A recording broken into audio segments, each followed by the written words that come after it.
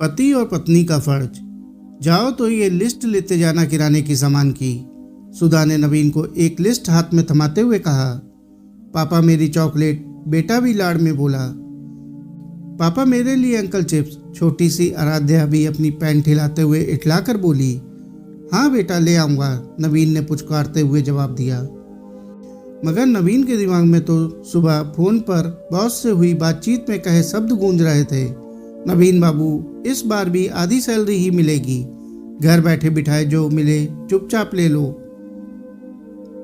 सुधा, नवीन को दवा की पर्ची दे दी? माँ की आवाज़ सुनकर नवीन का ध्यान अचानक टूटा।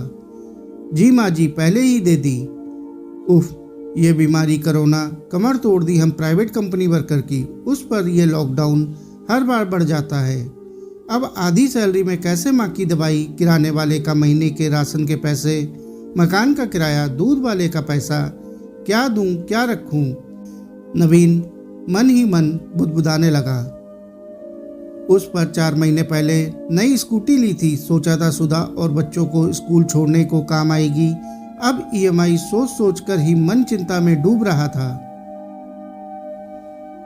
ऐसी अनेकों परेशानियों को सोचते हुए नवीन राशन लेने बाहर निकल पड़ा।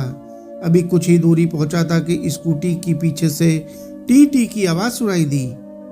मुड़कर देखा तो सुधा थी स्कूटी पर। स्कूटी रोककर नवीन को मास्क देते हुए बोली, ये लीजिए, बस चल देते हैं मुंह उठाकर, यूं ही लॉकडाउन है जनाब।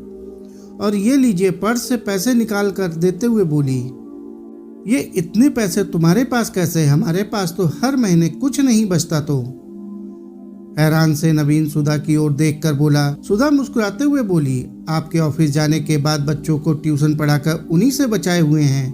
कुछ और बच्चों को ट्यूशन देने लगी थी। आपको नहीं बताया था, सोचा था कभी इमरजेंसी में काम आएंगे।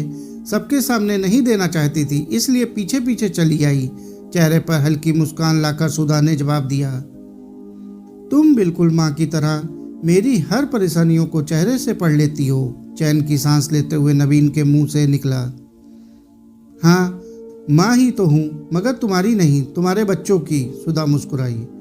बस एक पत्नी का फर्ज निभा रही हूँ, जैसे तुम हर मोड़ पर हर वक्त मेरे साथ, मेरे हर कदम बनकर साथ रहते हो। आखिर हम जीवन साथी जो हैं, सुख दुख के। मुस्कुराकर वो स्कूटी लिए चली गई।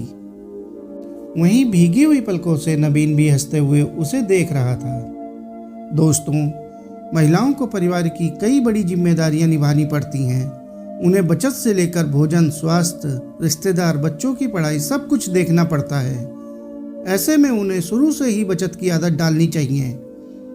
छात्राओं में बचत की लगन सबसे अधिक होती है।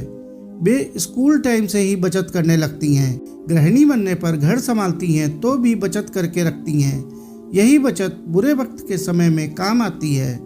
धन्य है हमारी मातृशक्ति तथा पूजनीय है उनका समाज तथा परिवार में योगदान। साथियों, आपको यह कहानी कैसी लगी कमेंट करके जो बताएं। कहानी अच्छी लगी हो तो कहानी को लाइक और चैनल को सब्सक्राइब कर लें। धन्यवाद।